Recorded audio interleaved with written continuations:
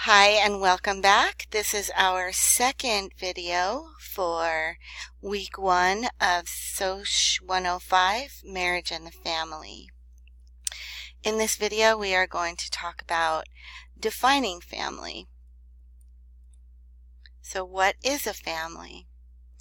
Before you do anything else, take a moment to write down on a piece of paper who you include as a family member.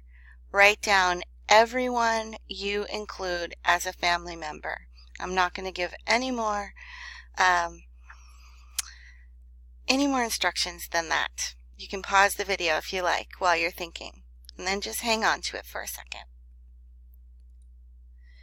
So I'm going to give you a couple of definitions of families that we will work with throughout this course, and you'll see as we go on how they work. So the first is groups of related people bound by connections that are biological, legal, or emotional.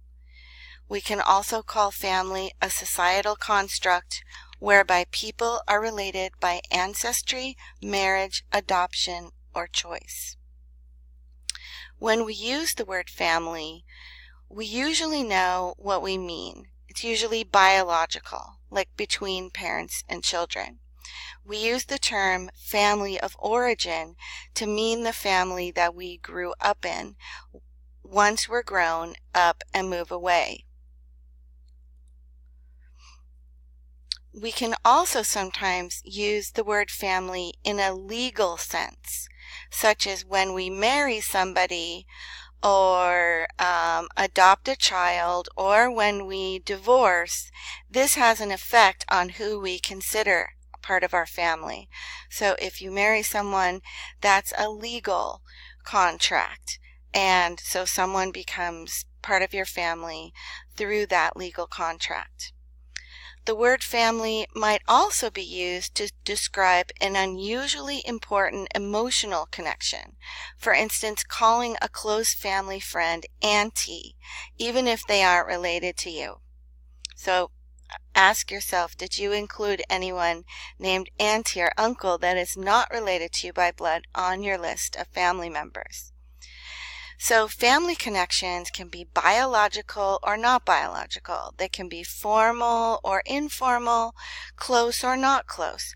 You might have a biological family member that you are not close with, or even that you've never met, but they still may be considered family biologically.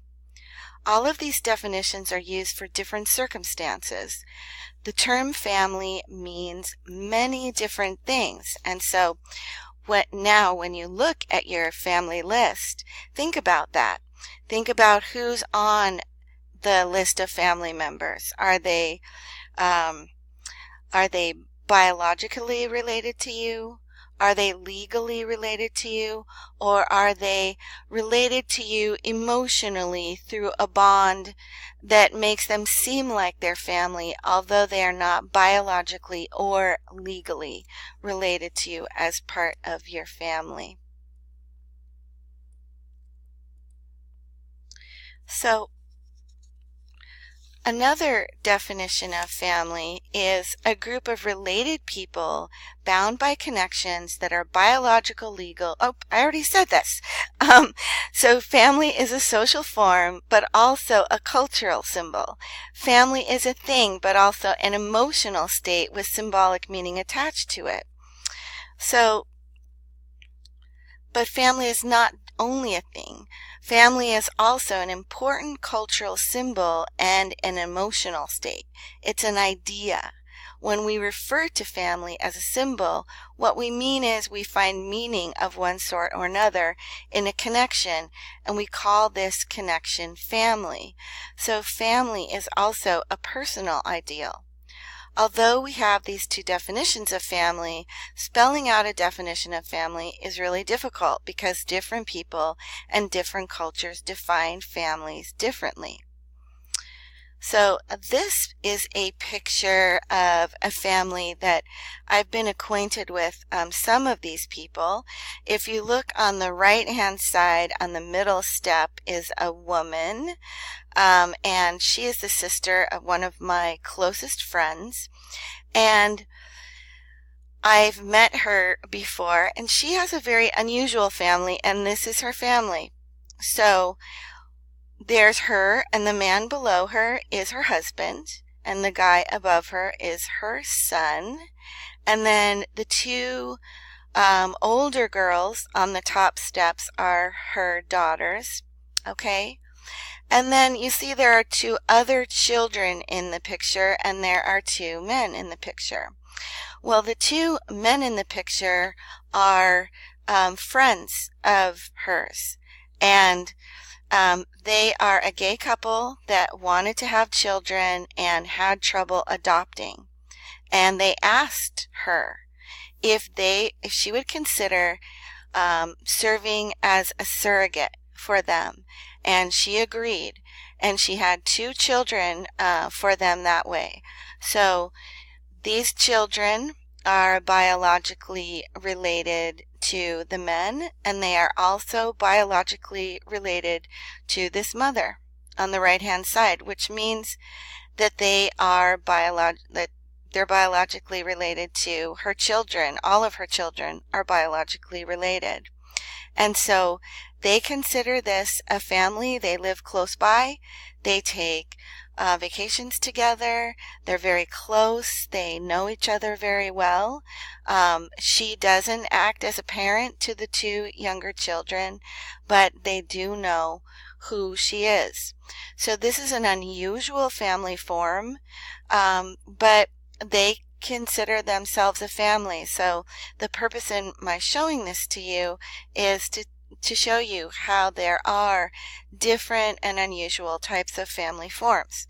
Now, your fifth quiz question is related to this picture. So this family made a documentary film, or a documentary film was made about them, and it was called The Guys Next Door. And so that is your fifth and final quiz question. But I have more to say, so hopefully you are going to stick around for a few more minutes. So, images and ideals of the family. This is an old-fashioned type of family that we're seeing here. So when we imagine family, we often imagine an ideal image. Even though family life has changed dramatically over time, the cultural ideal of family has remained pretty much the same. This is the way that we think about families, as having stable relationships, the two biological parents that are of opposite sex, a male breadwinner and a female homemaker, maybe two kids. So kind of like the 1950s. Even though this is not the way most of our families are, and we don't live in families that look like this. I mean, look at this family. You've got the dad coming home from work. You've got the mom with freshly baked cookies there on the counter. You've got the boy and the girl all smiling and happy. Tons of food in the fridge.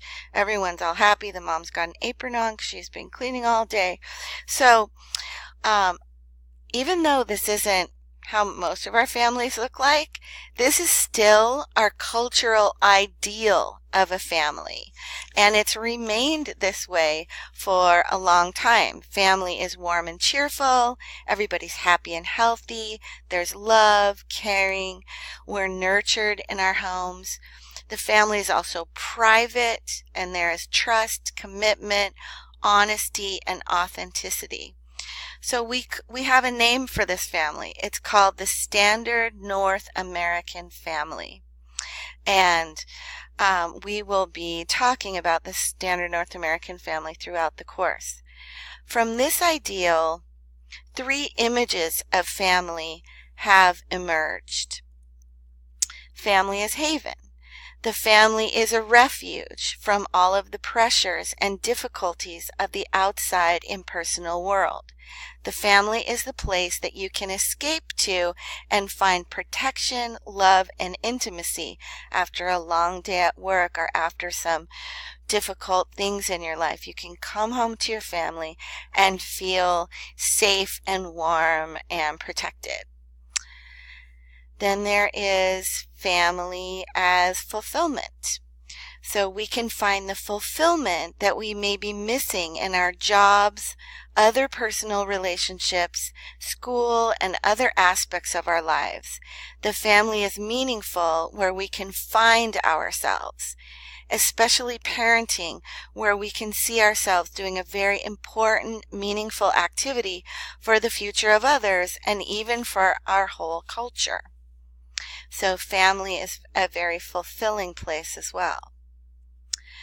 And then there's also family as encumbrance. This image of family life is not as positive of a one, and it's a fairly recent phenomenon. Family life is seen as stressful, as too much work, as something we just want to get away from and escape from. So none of the three images are separate from each other. Most families contain all three images, but the family remains separate as it is seen in all three images. So let's go back to the standard North American family, the idealized family image. This is important because it's not just a funny 1950s image that's not really based in reality. It's also an important cultural symbol that we all feel the need to strive for, but one that doesn't take into account important factors that affect family life, like economic forces that might make this ideal an impossibility.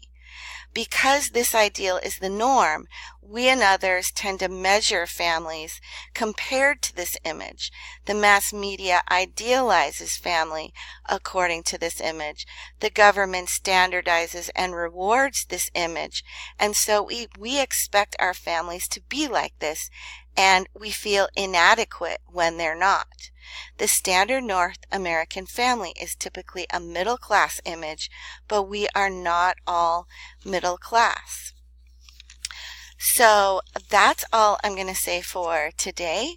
We will talk about the standard North American family again next week.